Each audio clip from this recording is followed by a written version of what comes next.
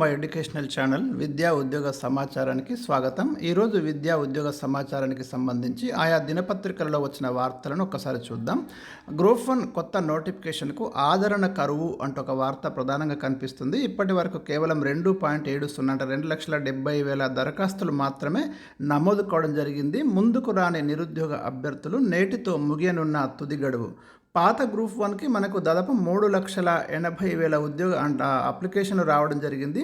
వాస్తవానికైతే మరి 5.5 లక్షల మంది పోటీ పడతారనుకుంటే కేవలం 2,70,000 దరఖాస్తులు రావడమే జరిగింది. తలకిందులైన అందరి అంచనాలంటూ ప్రధానంగా వార్త కనిపిస్తుంది.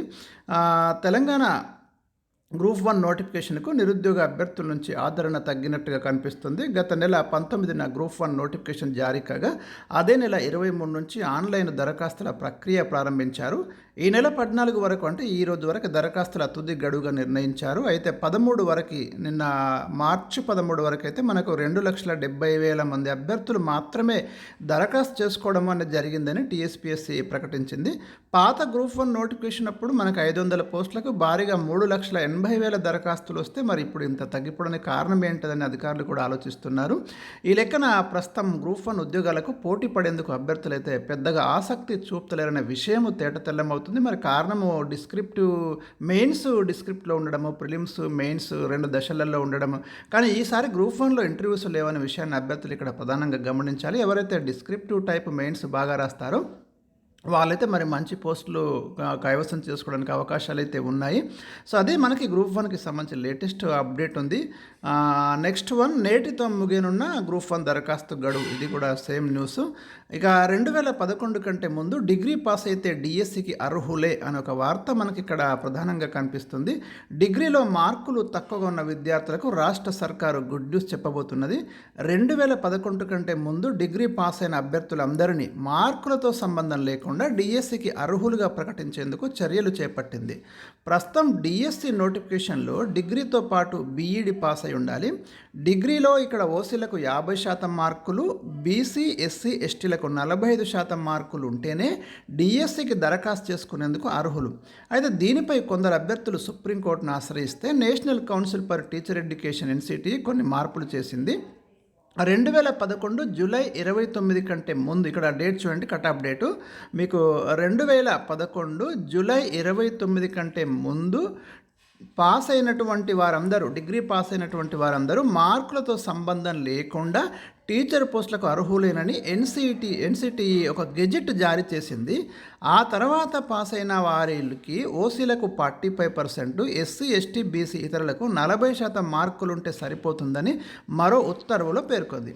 ఈ రెండింటిని ప్రస్తుతం డిఎస్సి 2024 నుంచి అమలు చేసేందుకు రాష్ట్ర సర్కార్ అయితే కసరత్తు చేస్తుంది. అంటే 2011 జూలై 29 కంటే ముందు ఎవరైతే డిగ్రీ పాస్ అయి ఉన్నారో ఆ తర్వాత బీఈడీ చేసుకుంటారు వారందరికీ మార్కులతో సంబంధం లేకుండా టీచర్ పోస్టులకు అయితే ఎలిజిబిలిటీ ఇమ్మని చెప్తున్నారు.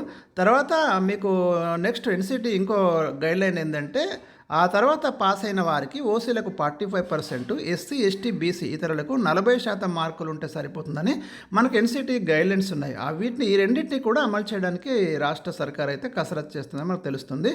త్వరలోనే దీనిపై అధికారిక ఉత్తర్వులు జారీ చేసే అవకాశం ఉంది. ఇప్పటికే డిఎస్సి అప్లికేషన్ల ప్రక్రియ ప్రారంభమైంది. సుమారు 14,000 దరఖాస్తులు రావడం అయితే జరిగింది. ఇదొకటి లేటెస్ట్ అప్డేట్. అండ్ ఇంజనీరింగ్ కొలువుల భర్తీ షురూ 1:2 నిష్పత్తిలో అభ్యర్థుల జాబితాను ప్రకటించిన టీఎస్పీఎస్సీ వివిధ విభాగాల్లో దాదాపు 1,120 ఇంజనీరింగ్ ఉద్యోగాలు వీటికి ఆల్రెడీ ఫైనల్ స్టేజ్కి వచ్చేసింది. సర్టిఫికెట్ వెరిఫికేషన్ కోసం అయితే మరి రంగం సిద్ధమవుతుంది. ఈ నెల 18 నుంచి 22 వరకు అభ్యర్థుల ధ్రువపత్రాల పరిశీలన, ఇక పెండింగ్లో ఉన్న డిఏఓ హెచ్డబ్ల్యూఓ ఉద్యోగ అర్హత పరీక్షల తేదీలు కూడా ఇదివరకే ఖరారు చేయడం జరిగింది. రాష్ట్ర ప్రభుత్వ శాఖల్లో అసిస్టెంట్ ఎగ్జిక్యూటివ్ ఇంజనీర్ ఉద్యోగాల భర్తీలో ముందడుగు పడింది. ఈ ఉద్యోగాల అర్హత పరీక్ష నిర్వహించి దాదాపు 1 ఇయర్ అవుతుంది. తాజాగా కేటగిరీల వారీగా ప్రాథమిక ఎంపిక జాబితాను Telangana state public service commission విడుదల చేసింది. ఈ జాబితాను కమిషన్ వెబ్సైట్లో అందుబాటులో ఉంచినట్లు కమిషన్ కార్యదర్శి అయితే వెల్లడించారు. తెలంగాణ రాష్ట్రం ఏర్పాటు తర్వాత మరి అత్యధిక సంఖ్యలో ఇంజనీరింగ్ ఉద్యోగాల భర్తీకి టీఎస్పీఎస్సీ 2022 సెప్టెంబర్లో నోటిఫికేషన్ ఇచ్చింది. 11 ప్రభుత్వ విభాగాల్లో 1,540 పోస్టులను ఈ నోటిఫికేషన్ ద్వారా భర్తీ చేసేందుకు గత ఏడాది జనవరిలో అర్హత పరీక్ష నిర్వహించారు. సో దానికి సంబంధించి సర్టిఫికేట్ వెరిఫికేషన్ ఈ నెల 18వ తేదీ నుంచి 22వ తేదీ వరకు ధ్రువపత్రాల పరీక్షలు నిర్వహిస్తున్నట్లు టీఎస్పీఎస్సీ వెల్లడించింది. ఇక మరోవైపు దీనికి సంబంధించి కంటిన్యూషన్ వార్త ఇక్కడ ఉందండి. అంటే ఈ ఇంజనీరింగ్ ధ్రువపత్రాల పరీక్షలు అనేది ఉందో జవహర్లాల్ నెహ్రూ టెక్నాలజికల్ యూనివర్సిటీలోని పరిపాలన విభాగంలో ఈ సర్టిఫికేట్ వెరిఫికేషన్ అయితే జరుగుతుంది. ప్రాథమికంగా ఎంపికైన అభ్యర్థులు కమిషన్ వెబ్సైట్ను తెరిచి అందులో ఒక చెక్ లిస్ట్ ఉంటుంది, అది డౌన్లోడ్ చేసుకోవాలి. అప్లికేషన్ పత్రాలను 2 కాపీలు ప్రింట్ తీసుకోవాలని, అదేవిధంగా అటెస్టేషన్ ఫామ్స్ కూడా అందులో ఉంటాయి, అవి కూడా 2 సెట్లు ప్రింట్ తీసుకొని అందుబాటులో ఉంచుకోవాలని సూచించింది. చెక్ లిస్టులో నిర్దేశించినట్లుగా అభ్యర్థులు అన్ని రకాల సర్టిఫికెట్లతో హాజరు కావాలని పేర్కొంది. సర్టిఫికెట్ వెరిఫికేషన్ సమయంలో అభ్యర్థులు ఒరిజినల్ ధ్రువపత్రాలు సమర్పించకుంటే తదుపరి అవకాశం ఉండదని కూడా స్పష్టం చేసింది. సర్టిఫికెట్ వెరిఫికేషన్కు హాజరు కాని అభ్యర్థులకు సైతం మరో అవకాశం అయితే ఇచ్చేది లేదు అని క్లియర్గా చెప్పడం అనేది జరిగింది. ఇక వెబ్సైట్లో డిఏఓ, హెచ్డబ్ల్యూఓ పరీక్షల తేదీలు, ఇప్పటి వరకు పెండింగ్లో ఉన్న divisional accounts officer, hostel welfare officer ఉద్యోగ అర్హత పరీక్షల తేదీలను కూడా కమిషన్ వెల్లడించింది. పరీక్షల షెడ్యూల్ను టీఎస్పీఎస్సీ వెబ్సైట్లో అందుబాటులో ఉంచున్నామని చెప్పడం జరిగింది. డిఏఓ ఖాళీలు 53 ఉన్నాయి, హెచ్డబ్ల్యూఓ ఖాళీలు అయితే 581 అయితే మనకి ఉన్నాయి. నెక్స్ట్ ఇంటర్ స్పాట్ షురు అని మనకి ఇంకొకటి కనబడుతుంది. ఇంటర్మీడియట్ ఎగ్జామ్స్ దాదాపు కంప్లీట్ అయిపోయినట్టే. ఇంకా మూల్యాంకనం అనేది మనకు స్టార్ట్ అయిపోయింది. ఏప్రిల్ 3వ వారంలో ఇంటర్ పరీక్షా ఫలితాలను వీలైనంత త్వరగా వెల్లడించాలని బోర్డు భావిస్తుంది. ప్రతి ఏటా ఏప్రిల్ 4వ వారంలో వెల్లడించడం ఆనవాయితీ. ఈసారి అంతకన్నా ముందే రిజల్ట్స్ ఇవ్వాలని అధికారులు అనుకుంటున్నారు. మూల్యాంకన ప్రక్రియతో పాటు డీకోడింగ్ విధానాన్ని వేగంగా పూర్తి చేసి 3వ వారంలోనే ఫలితాలు ప్రకటించే ఆలోచనలో ఉన్నారు. వీలైనంత త్వరగా ఫలితాలు ప్రకటించేందుకు కృషి చేస్తున్నామని ఇంటర్ పరీక్షల విభాగం అధికారిని జయప్రదాబాయి తెలిపారు. ఇక ఇంటర్ ప్రథమ, ద్వితీయ సంవత్సరం విద్యార్థుల సమాధాన పత్రాలు 60 లక్షల వరకు ఉంటాయి. ఇవి ఎప్పటికప్పుడు మూల్యాంకన కేంద్రానికి చేరుకోగానే ఓఎంఆర్ షీట్లో ఉన్న విద్యార్థి వ్యక్తిగత సమాచారం తొలగిస్తారు. దీని స్థానంలో కోడ్ నెంబర్ ఇస్తారు.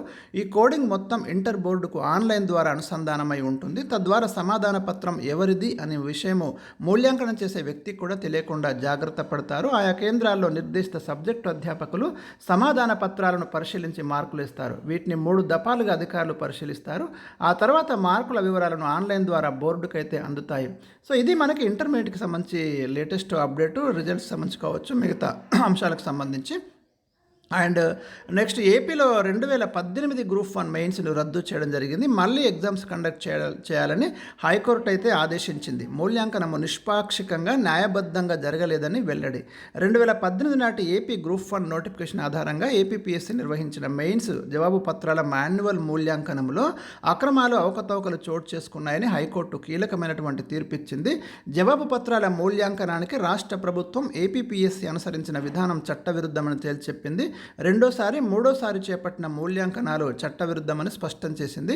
ఈ నేపథ్యంలో ప్రధాన పరీక్షకు అర్హులుగా పేర్కొంటూ 2022 మే 26న ఏపీపీఎస్సీ జారీ చేసిన జాబితాను కూడా రద్దు చేయడం జరిగింది. తాజాగా ప్రధాన పరీక్ష నిర్వహించాలని రాష్ట్ర ప్రభుత్వాన్ని ఏపీపీఎస్సీని ఆదేశించింది. నిబంధనలకు అనుగుణంగా జవాబు పత్రాల మూల్యాంకనం చేయాలని కూడా పేర్కొంది. పరీక్షకు ముందు అభ్యర్థులకు కనీసం 2 నెలల సమయం ఇవ్వాలని, ఎంపిక ప్రక్రియను 6 నెలల్లో పూర్తి చేయాలని ఆదేశించింది. ఇప్పటికే ఎంపికై పోస్టింగ్ తీసుకున్న అభ్యర్థులు హైకోర్టు తుది తీర్పునకు కట్టుబడి ఉంటామని, భవిష్యత్తులో హక్కులను కోరబోమని న్యాయస్థానం ఆదేశాలతో ఏపీపీఎస్సీకి అఫిడవిట్ కూడా ఇవ్వడం జరిగిందని అది కూడా గుర్తు చేయడం అనేది జరిగింది. 2018 గ్రూప్ 1 ప్రధాన పరీక్ష జవాబు పత్రాల మాన్యువల్ మూల్యాంకనంలో అక్రమాలు చోటు చేసుకున్నాయని, ఆ ప్రక్రియను రద్దు చేయాలని కోరుతూ పలువురు అభ్యర్థులు హైకోర్టులో వ్యాజ్యాలు వేయడం జరిగింది. మరి దాని ఫలితంగా ఈ రిజల్ట్ అంటే ఈ తీర్పు అనేది రావడం జరిగింది. సో ఏపీకి సంబంధించి మరి ఇది తాజాగా ఉన్నటువంటి ఇష్యూ. సో ఇవి ఈరోజు మనకు ప్రధానంగా కనబడుతున్న వార్తలు. మిగతా వార్తలు కొన్ని సపరేట్ వీడియోస్లో అయితే ఇవ్వడం జరిగిందండి, వాటిని చూడగలరు.